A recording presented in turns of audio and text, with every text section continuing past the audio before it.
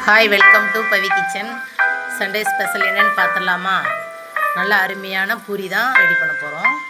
இப்போ பூரியை எப்பயுமே ரொம்ப சாஃப்டாக இது பண்ணக்கூடாது. கொஞ்சம் தின்னாக இருக்கணும். தின்னாக இருந்து இந்த மாதிரி நல்ல எண்ணெய் நல்லா சூடாக இருக்கணும். சூடை கம்மி பண்ணி போட்டு அதை அப்படியே பிரட்டி லைட்டாக புஷ் கொடுத்தோம்னா பூரி நல்லா உப்புன்னு வரும். சரிங்களா? இந்த மாதிரி நீங்களும் செய்யுங்க.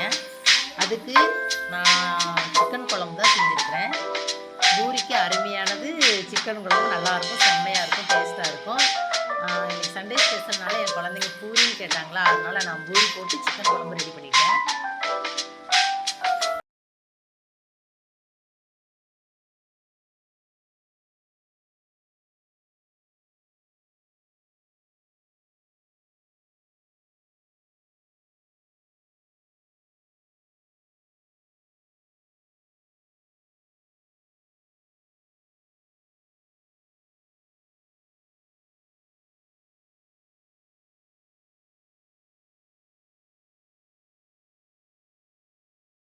சமைச்சு முடிச்சாச்சு, வாங்க சாப்பிடலாம். நாங்களும் சாப்பிட போகிறோம்.